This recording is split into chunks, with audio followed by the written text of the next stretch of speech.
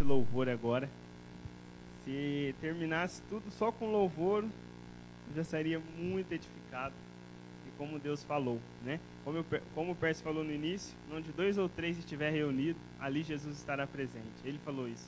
Onde 2 ou 3 no meu nome estiver reunido, ali eu estarei presente. E com certeza o Senhor estava presente aqui no nosso meio, e está ainda presente, e quer continuar falando conosco. Eu tenho certeza que Ele tem uma palavra ao seu coração ainda.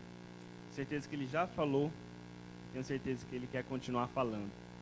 E a mensagem que eu quero trazer aqui para vocês nessa noite, ela está lá em Mateus, no capítulo 5, do verso 14 ao verso 16. Eu convido a igreja para abrir lá, no Evangelho de Mateus, capítulo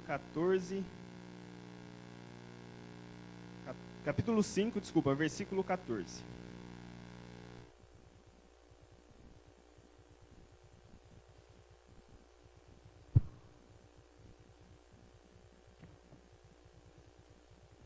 Mateus 5, do 14 ao 16.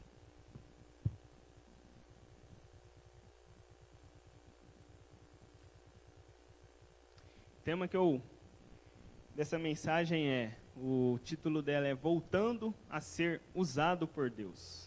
Voltando a ser usado por Deus. Esse é o título e o que eu quero falar com vocês essa noite. Sobre voltar a ser usado por Deus. Mateus 5, 14 ao 16. Vou fazer a leitura. Vocês são a luz do mundo. Não se pode esconder uma cidade construída sobre um monte. E também ninguém acende uma candeia e a coloca debaixo de uma vasilha. Ao contrário, coloca-a no lugar apropriado, e assim ilumina todos os que estão na casa. Assim brilha a luz de vocês diante dos homens, para que vejam as suas boas obras e glorifiquem ao Pai de vocês que está nos céus. Senhor, peço que o Senhor fale ao nosso coração agora, que o Senhor me use, Pai, como um instrumento do Senhor aqui. Que o Senhor possa ministrar os corações, Pai, as vidas que estão aqui presentes. Que o Senhor possa ser glorificado, em nome de Jesus. Amém. Então voltando a ser usado por Deus. Esse é o título da mensagem. E esse versículo está aqui num contexto do Sermão do Monte. O Sermão do Monte que vai de Mateus 5 a Mateus 7. São 3 capítulos que está registrado aqui o Sermão do Monte. Vários ensinos que Jesus fez logo no início do seu ministério. Ele fez esses vários ensinos, e um dos ensinos que ele deixou foi sobre ser luz. Sobre não esconder a luz que há em você, a luz que há em mim, a luz que há em nós. E deixar com que essa luz que existe dentro de nós, que ela não fique ofuscada, que ela não se apague, mas que ela brilhe de modo bem reluzente, de modo bem grande, para que os outros possam ver essa luz brilhando em nós, e por meio dessa luz que brilha em nós, elas possam sair da escuridão que às vezes elas estão vivendo, às vezes nas trevas que elas passam durante a vida. Quando a luz traz clareza à escuridão, essa pessoa ela pode sair das trevas que talvez ela venha vivendo e possa ir para a luz de Jesus, para o reino de luz, que é o reino de Jesus Cristo. E deixe de lado e abandone o reino das trevas e passe para o reino da luz. Mas para que isso seja possível, para que ela saia, faça essa transição do reino das trevas para o reino da luz, é necessário que alguém leve ela para o reino da luz. É necessário que alguém seja um instrumento de Deus para que essa pessoa que se encontra em trevas, ela volte para o reino, ela se encontre a luz para a vida dela. Às vezes, o que nós mais precisamos na nossa vida a cura que nós mais precisamos é a cura de voltar a ser usado por Deus. Às vezes a gente acha que cura é cura física, cura emocional, cura espiritual, mas às vezes a cura que nós mais precisamos é a cura de ser um instrumento nas mãos de Deus, ser uma bênção nas mãos de Deus. Às vezes a gente já foi lá atrás um instrumento de Deus para ser sal e luz, para abençoar, para levar esperança, levar fé, levar amor às pessoas, mas às vezes por algum motivo essa luz se apagou, essa luz ficou debaixo de uma vasilha, debaixo de um cesto, ficou escondida e ela não brilhou. Jesus falou, né, que a candeia, quando ela era acesa, ela deveria ser colocada no alto da casa. A candeia era usada na época, era como se fosse vamos dizer assim, um lampião, uma vela, era o que era usado para iluminar, porque não tinha energia elétrica 2000 anos atrás. Então a candeia tinha que ser colocada no alto da casa para iluminar toda a casa. E Jesus falou: não coloquem a candeia, não coloca a candeia debaixo de uma vasilha, porque senão não vai iluminar, senão não vai trazer vida, senão não vai trazer clarão para a vida das pessoas. E se a luz nossa, que está em nós, se ela brilhar verdadeiramente, e ela estiver no alto, né, da casa, para que todos vejam, a gente pode ser um instrumento de Deus para levar cura para outras pessoas. Às vezes a gente só quer buscar cura para nós mesmos. Às vezes a gente acha que nós somos os únicos que precisamos de alguma cura. Mas do nosso lado, nosso vizinho, nosso familiar, a nossa mãe, o nosso pai, nosso filho, nossa esposa, marido, às vezes precisa também de cura. E às vezes a gente não se atenta, pois às vezes nós estamos preocupados mais com nós mesmos do que com o outro ao nosso lado. Então, às vezes, a cura que a gente precisa, e esse é o nome desse culto, cura pela palavra e cura pela oração. Às vezes, a cura que a gente mais precisa é de voltar a ser um instrumento nas mãos de Deus. Ou de experimentar pela primeira vez ser um instrumento nas mãos de Deus. O que é isso, ser usado nas mãos de Deus? E é tudo isso que eu quero falar aqui com vocês. Sobre essa luz. Para mim, ser luz está totalmente vinculado a ser usado por Deus. Uma coisa não se distingue da outra. Ser luz é ser usado por Deus. E quando a gente é luz, a gente proporciona, leva para que outras pessoas saiam das trevas que elas vivem e passem para a luz de Jesus. E tendo a luz de Jesus, o nosso coração estará iluminado sempre. Os nossos caminhos, a gente sempre vai ver na onde a gente pode trilhar, por onde a gente pode andar. Quem está no escuro não consegue enxergar nada, então não sabe para qual caminho trilhar. Então, aí, cada caminho vai servir. Pois quando não se há um caminho para trilhar, que é o caminho da palavra de Deus, o caminho da fé, quando não há esse caminho, por estar na escuridão não vai se encontrar o caminho que deve seguir. Então, quando a luz de Jesus, ela nos ilumina, a gente descobre, encontra o caminho para o qual seguirmos. Ela ilumina o nosso coração e nos mostra o sentido da nossa vida, nos mostra para onde devemos andar. Então, às vezes essa cura que a gente precisa é de voltar a ser usado por Deus. Eu queria dar 3 exemplos na onde nós podemos ser usados por Deus. Lá em 1 Coríntios 13, abre lá rapidinho, 1 Coríntios 13. Texto muito famoso.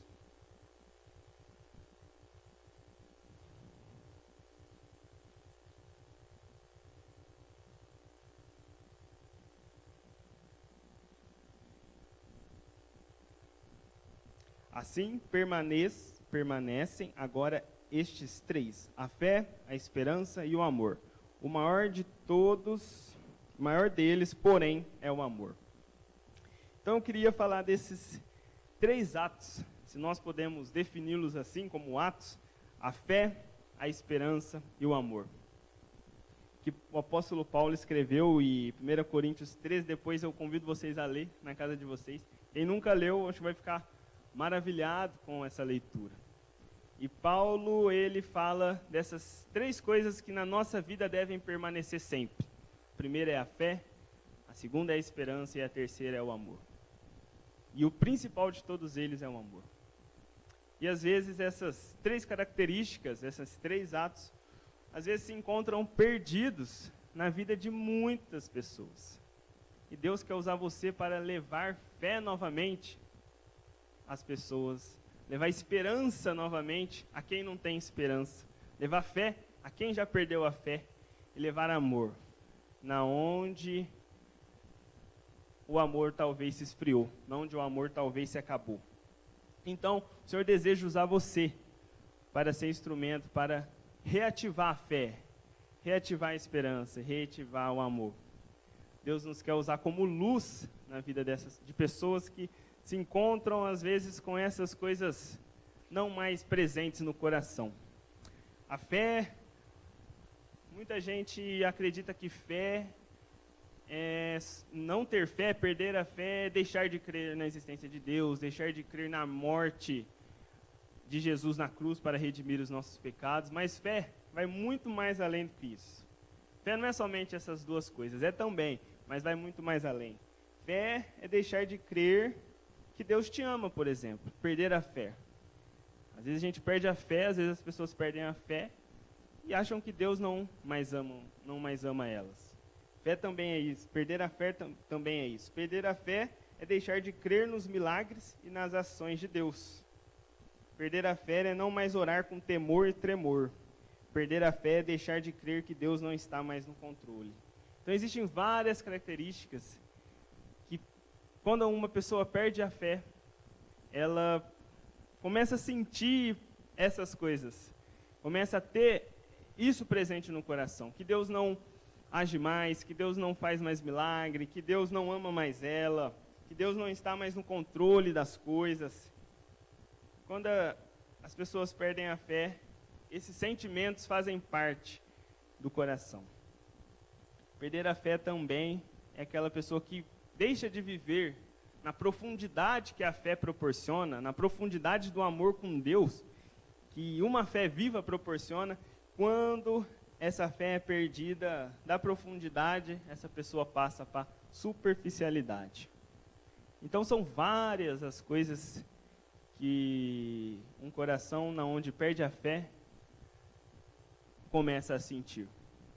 E nós, diante de tudo isso, se nós estivermos com a luz resplandecente no nosso coração, se ela não estiver escondida debaixo de uma vasilha, como diz o texto, não estiver escondida debaixo de um cesto, não estiver num cantinho onde ninguém vê e não ilumina nada, a gente não vai ser um instrumento nas mãos de Deus para levar, para que essas pessoas que hoje talvez não tenham mais fé, levar elas de volta para a fé viva no Deus vivo, levar elas de volta para o caminho do Senhor Jesus Cristo.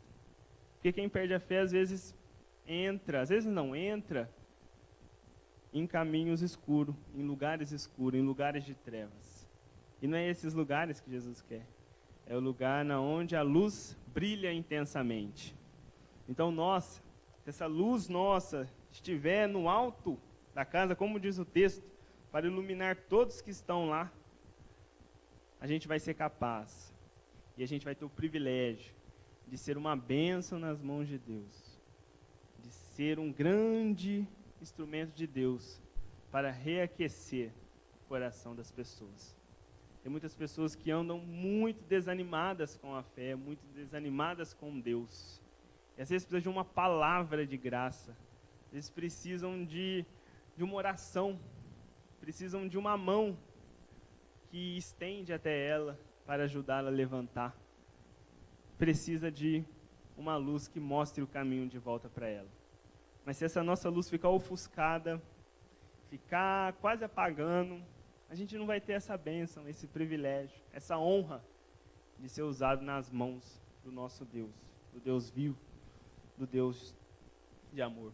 E além disso, Paulo também cita da esperança, a importância da esperança, que deve permanecer em nós.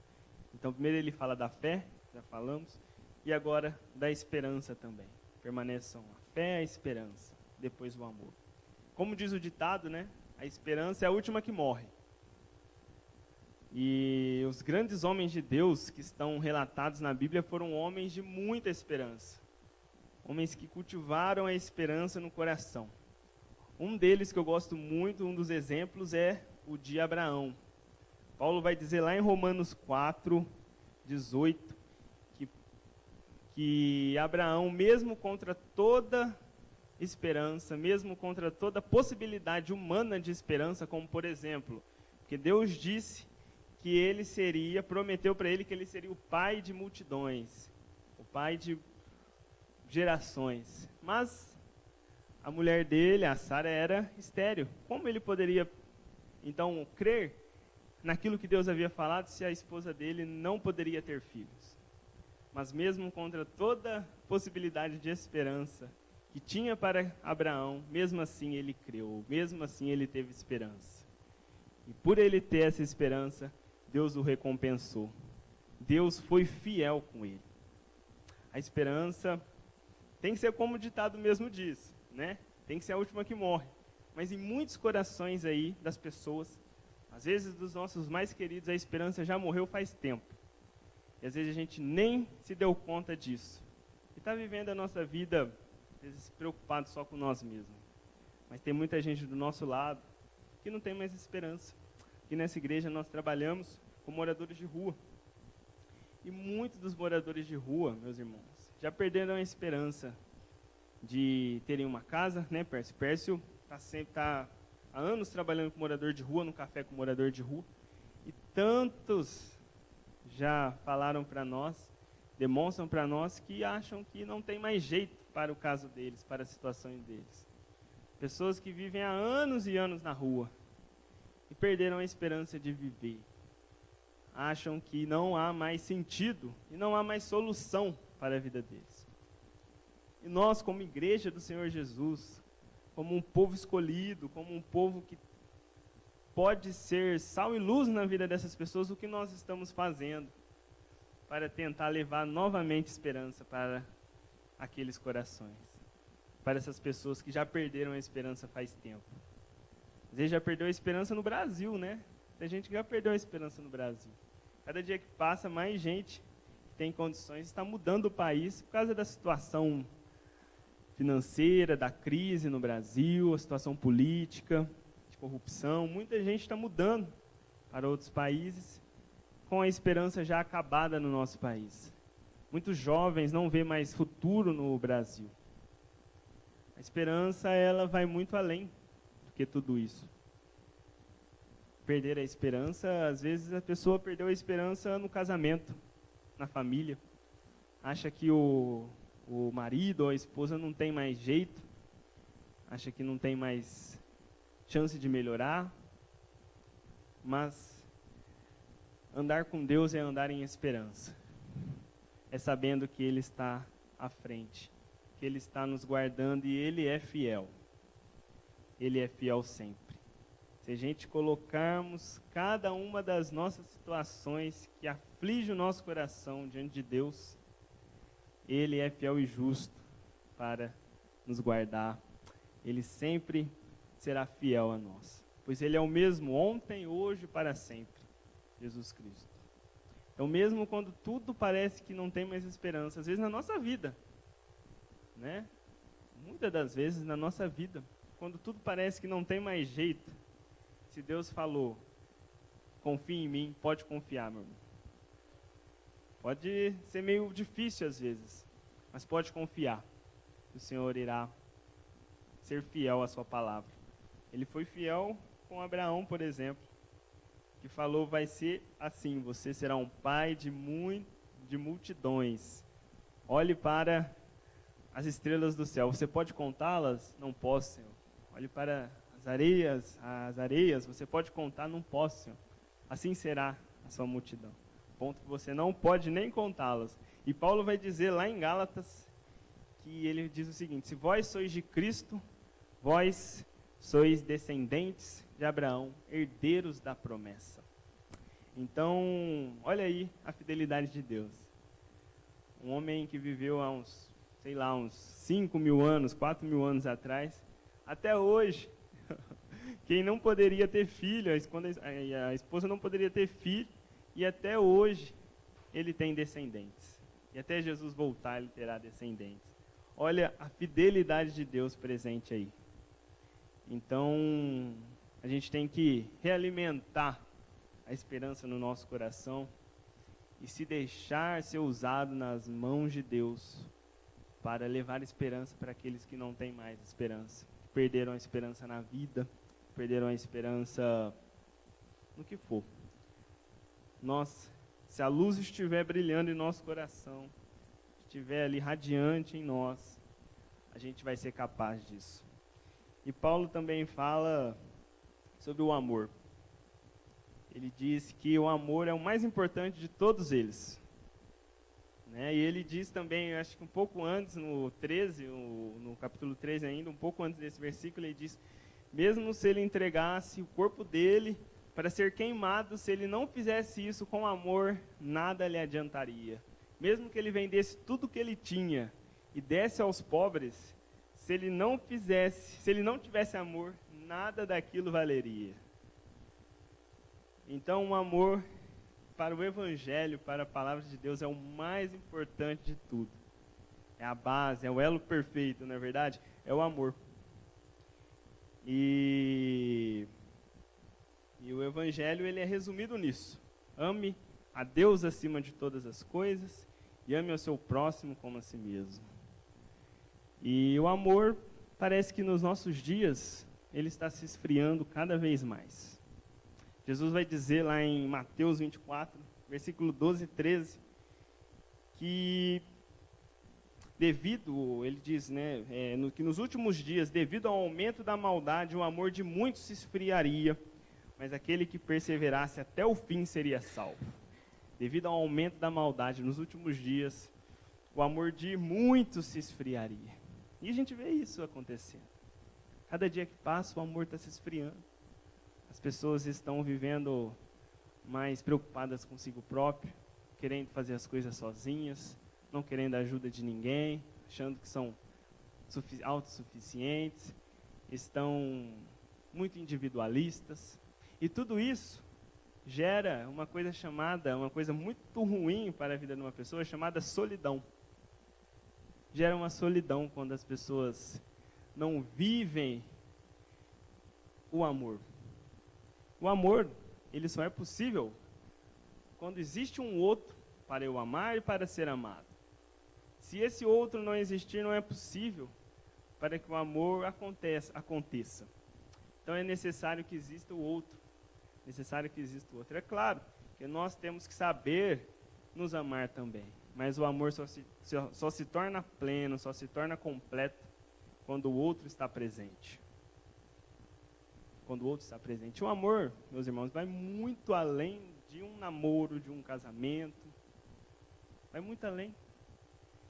Amar, Deus, eu acredito que Deus, a gente só existe porque Deus é amor. Se Deus não fosse amor, eu acho que Ele não ia criar essa terra maravilhosa que Ele criou, os mares, o céu, os animais, tudo tão perfeito que Ele criou.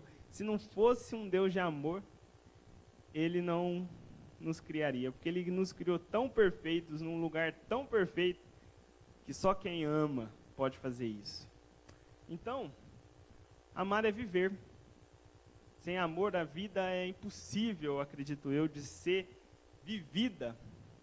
Amar é viver. E Deus, Ele nos amou primeiro, e com isso nos deu a capacidade de também amar. Mas os dias hoje estão, e a palavra alertou isso, Jesus falou isso, que a cada dia que passasse esse amor ia se esfriar. E a solidão, consequentemente, com isso a solidão ia aumentar.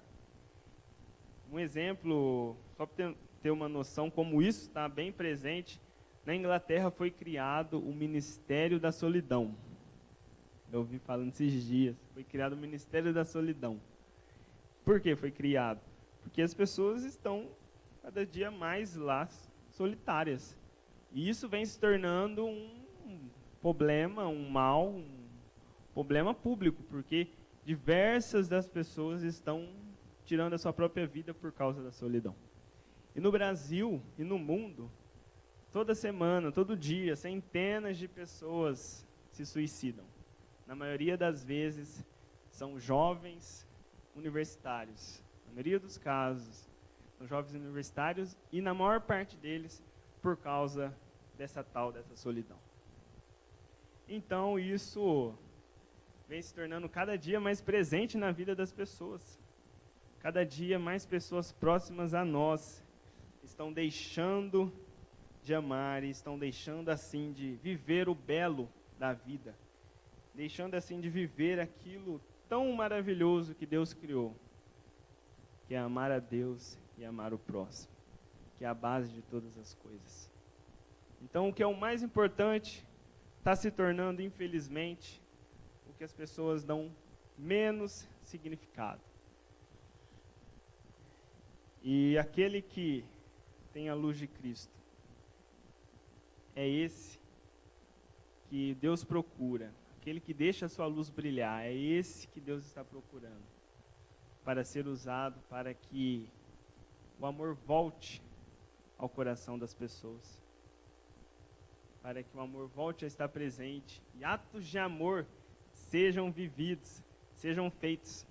Uma oração pelo outro, com o coração mesmo ali envolvido, é puro um ato de amor. Igual na hora da oração eu fui orar com a dona Nadir, e ali para mim, acho que essa mensagem, essa parte sobre o amor, se resumiu ali, em poder sentar. A dona Nadir se emocionou, né, com louvor, poder tentar e poder orar. Foi uma bênção.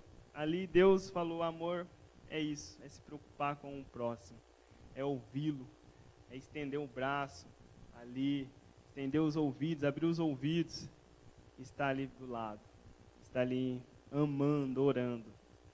Então, só um abraço que você dá em alguém já é um ato de amor, né? Acho muito legal que o Pércio faz isso.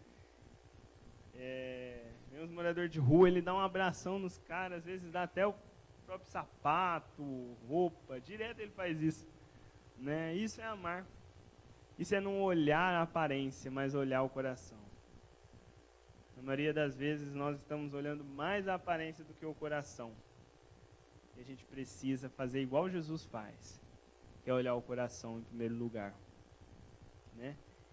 E o que ele espera de nós é que a gente seja ministros do amor, ministros da fé, ministros da esperança e ministros do amor. Mas para que tudo isso aconteça, é preciso que o nosso coração esteja brilhando a luz de Jesus. E a fé, a esperança, o amor esteja presente em nós. E aí a nossa luz não vai ficar ofuscada, não vai ficar escondida. Ela vai brilhar.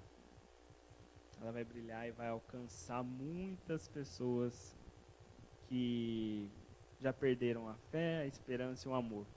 E precisam de alguém, de alguém. E Deus procura essa pessoa que vai até lá, né? Quem é aquele que se coloca na brecha? Quem é aquele que se coloca na brecha por mim? Aquele que se coloca em vigília, em oração, para ouvir a minha voz e ser usado por mim? O Senhor está procurando eu e você. Não é o fulano lá do outro lado do Brasil lá, é você, é eu, né? A gente tem que falar, não, Senhor, me use. Né? Eu quero que o Senhor use o outro também. Mas eu estou aqui, pode me usar, Senhor. Isso eu aprendi lá nos Movendo da História, né? Nas viagens missionárias que eu e o Pércio fazia, o pastor Leonel já fez várias também. As viagens missionárias que a gente fazia, e o pastor, ele chama Júnior, pastor muito abençoado, ele dizia nas orações dele, que lá sempre falava comigo, Senhor, use nós aqui, nós estamos aqui.